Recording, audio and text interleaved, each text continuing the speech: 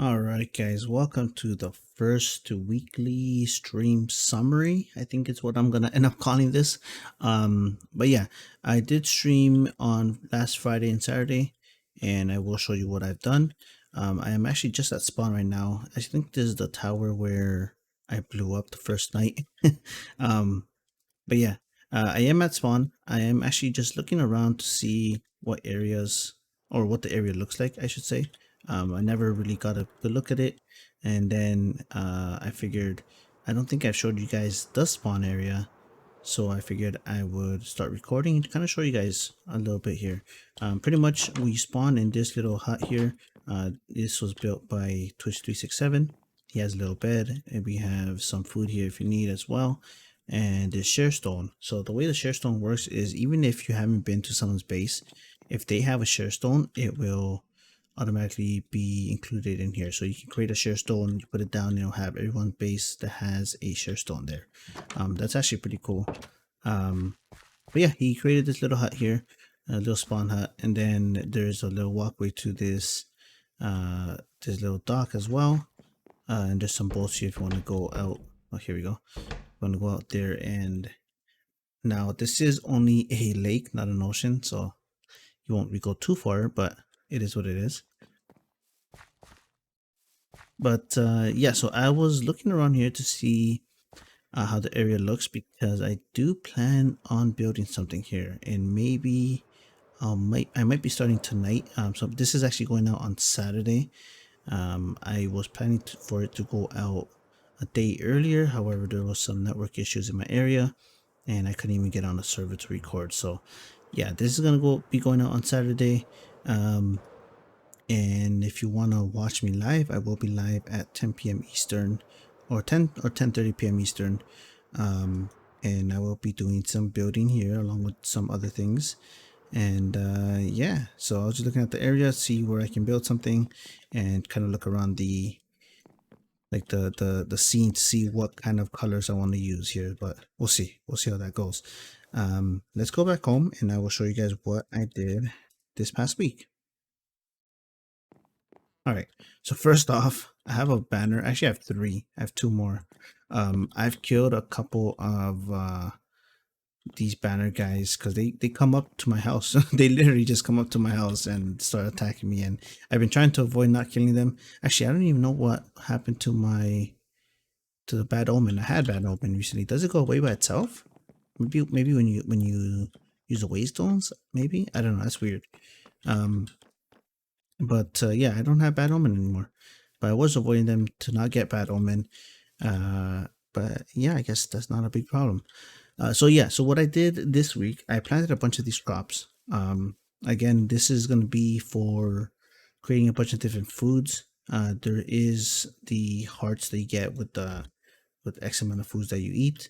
So I planted a bunch of these, that way we can get all those hearts. And I wanted a way to harvest them, like automatically. Now, I looked around. There was a couple options here. The first one, which I was actually thinking about even from before, was the create mod. It has these mechanical harvesters here. And this shows you like a little example of how it's used. And I've looked around like the YouTube videos to see if there's any other ways to kind of set this up. Like this would work. However, I'm not sure if I like if I want a big structure on top of my plants here all the time. Like I'm not sure if that's gonna work for what I'm trying to set up here. So a couple of the options I found was the harvesting drones from PneumaticCraft. So these guys, again, I've never used PneumaticCraft, so this would be something I would have to like dive into. So I kind of didn't want to use these guys, but then if I looked any further, the only other thing I can find was the plant gatherers from Industrial Foregoing. And I'm like, okay, let's make this guy, see if it works. And that's what we have over here. However, if I plant down like a potato here, for example, and I think I have, yeah, bone meal right here. So it harvested it, but it didn't plant it. So I think to plant it, you need the plant sower, and that is just another machine. So you have to kind of set up like if I were to use that, I would have to like set up, I guess I'm assuming this can only hold 4 different plants, maybe, at least if I remember correctly. That's how it used to be. So I'd have to set up multiple of them, and it might be a big pain, to be honest.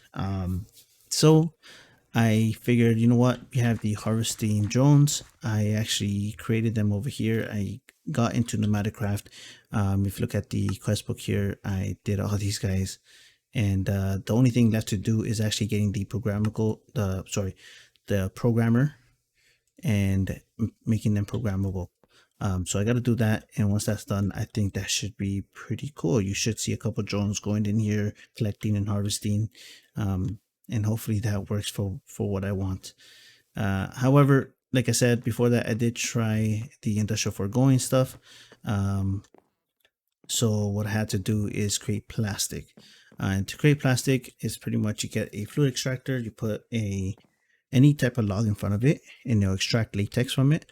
And then I had that going into this latex processing unit, and that with water, you create the dry rubber. Then the dry rubber, you cook it up, and also you make it into, yeah, this tiny dry rubber, you make it to a big dry rubber, and that one you cook it up in the furnace, and you get plastic.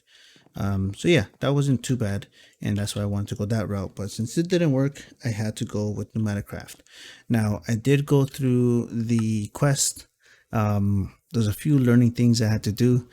So the first thing I do is to get some compressed iron. You just throw it on the ground, and with any explosion, so I had some TNT, it turns into compressed iron.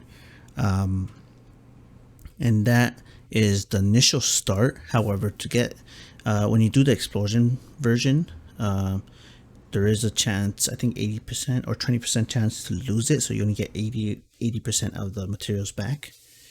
So you actually want to craft this these stuff over here, these pressure chamber stuff, and that is this big boy over here. And this is actually the smallest one. There's a 3x3x3. I think there is a 4x4 and 5x5, I think, is the biggest, and that pretty much allows you to um, create the compressed iron and other things with the pressure instead. And yeah, that was actually pretty cool. You have to input it with these omnidirectional hoppers. It's actually pretty nice. I like it. And from there, we had to create this refinery controller. Now, this guy is a bit, it looks intimidating. There's a lot of things here, right?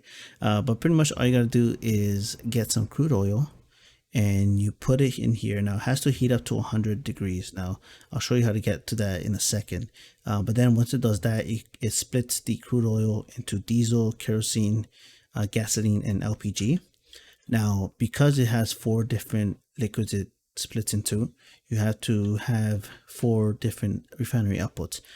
Now, I think it works even if you have only 2. However, it will only, I think it'll only get the first 2, the top 2 over here, instead of the bottom 2. So you kind of want to make sure, or at least to get the most out of it, you want to make sure you have at least 4 of these refinery outputs. Now, to heat this up to 100 degrees is a bit weird. I've been using magma blocks, so let me just show you here.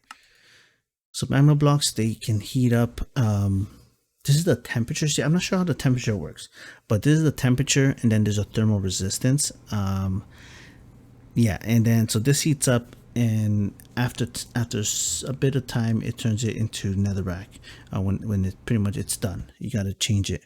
Now, if we look at some other options here, yeah, there's a bunch of different liquids you can do as well, and you can see the heat temperature is a lot higher and the thermal resistance is lower. I think you want a lower resistance. Yeah, I'm pretty sure that, oh yeah, that's what it is. Yeah, so the resistance is lower, which means it can actually get to that temperature faster. For example, the torches have a high temperature, but the resistance is really high, so I don't think it could ever get to that temperature there. Or if it does, it just goes super slow. So you want something that has low thermal resistance but high temperature. All these other like liquids, I guess molten diamond I could have tried, that works. And then over time they turn into something else that is not useful, so you got to keep changing them. It looks like I don't think there's anything that you can do. Let me see here. This just turns off. That's not bad.